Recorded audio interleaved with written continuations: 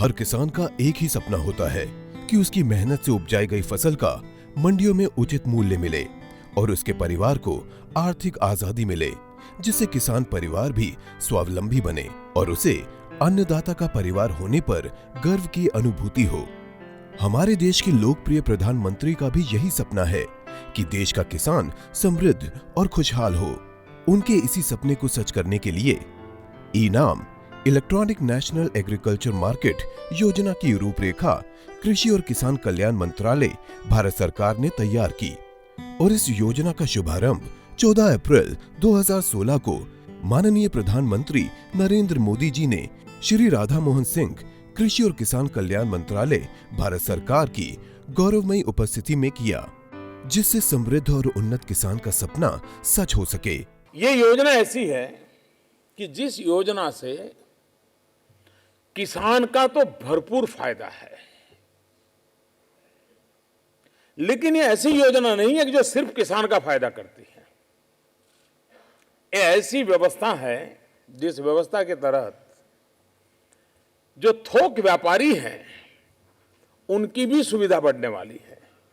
इतना ही नहीं, ये ऐसी योजना है जिससे उपभोक्ता को भी उतना ही फायदा होने वाला है। मुझे आज प्रसन्नता हो रही है कि देश के 250 मंडियों आज जुड़ चुके हैं और राज्यों ने इसमें हमारा बड़ा ही सकारात्मक सहयोग किया है। अभी तक 17 राज्य और एक संघ शासित राज्य माने कुल 18 राज्यों ने अपने यहाँ मंडी कानून में या तो पूर्णतः या आंशिक परिवर्तन किया है। बाकी सभी राज्यों ने सैद्धांतिक सहमति दी है।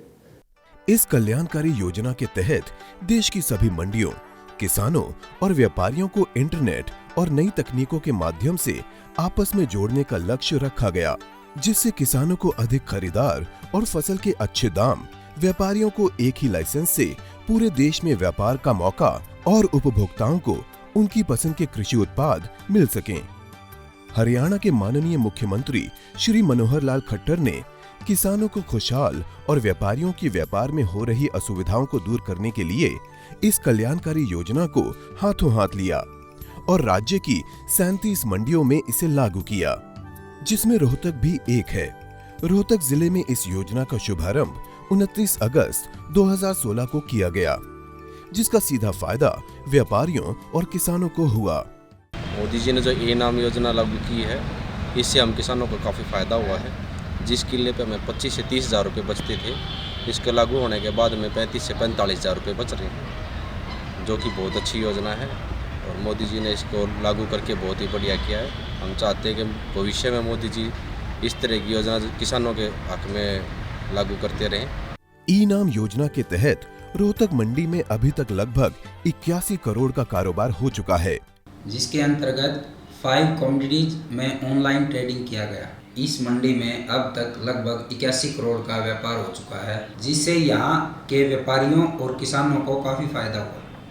इसके साथ साथ लगभग 12,000 किसानों और 100 व्यापारियों का भी पंजीकरण हुआ है और यह संख्या तेजी से बढ़ रही है।